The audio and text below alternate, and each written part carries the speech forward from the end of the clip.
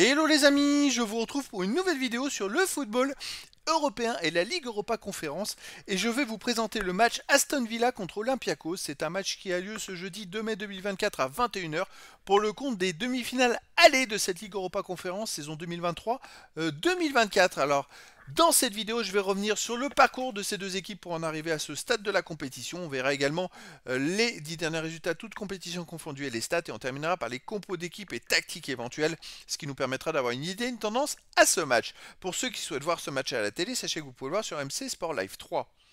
Alors pour en arriver là, Aston Villa était déjà dans le Ligue Europa Conférence, ils étaient dans le groupe E, ils avaient fini premier avec 13 points en 6 matchs, 4 victoires nulles, 1 défaite, 12 buts pour, 7 contre, plus 5 de différence de but, ils étaient juste devant le Legia Varsovie qui avait 12 points, ils avaient 1 point d'écart, et devant Alkmaar et Mostar. Comme ils étaient premiers, ils n'ont pas eu de 16e de finale, ils ont été directement 8e de finale, affronter l'Ajax d'Amsterdam, ils ont fait 0-0 à l'Ajax, match retour, ils ont gagné 4-0 chez eux. Une très belle qualification donc pour les quarts de finale où ils affrontaient Lille.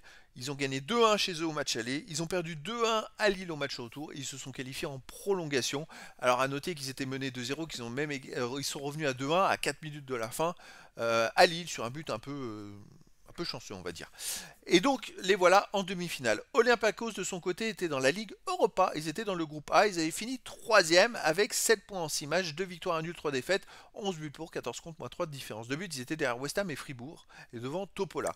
Et donc, ils ont été reversés en Ligue Europa Conférence en 16e de finale où ils ont affronté Ferencváros. Ils ont gagné 1-0 chez eux et 1-0 à Ferencváros et ils se sont qualifiés. Ensuite, ils ont affronté en huitième de finale le Maccabi Tel Aviv. Alors là, ils ont pris 4-1 à domicile au match aller. C'est assez hallucinant. Et à l'extérieur, ils sont allés gagner 6 buts à 1 pour renverser la situation et se qualifier. En quart de finale, ils affrontaient Fenerbahçe et ils ont gagné 3-2 chez eux et ils ont perdu 1-0 à Fenerbahçe. Ça s'est joué après prolongation au tir au but. Ils se sont qualifiés au tir au but.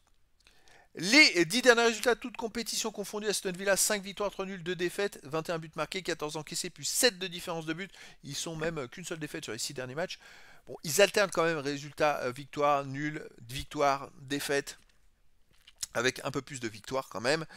Et donc chez eux, ils restent sur un 2-2 contre Chelsea, une victoire 3-1 contre Bournemouth. Qu'est-ce qu'ils ont d'autre? Ils ont gagné 2-1 contre Lille. Ils ont fait 3-3 contre Brentford, ils ont fait 2-0 contre Wolverhampton et 4-0 contre l'Ajax d'Amsterdam. C'est une équipe qui est plutôt très costaud à Aston Villa à domicile. Olympiakos, sur les 10 derniers matchs, 6 victoires, 1 nul, 3 défaites, 25 buts marqués, 12 buts encaissés, plus 13 de différence de but. Alors, il reste sur 3 matchs de suite sans défaite avec 2 victoires et 1 nul. C'est une équipe qui marche plutôt pas mal en général. À l'extérieur, il reste sur un nul à Arik Salonique 1 partout.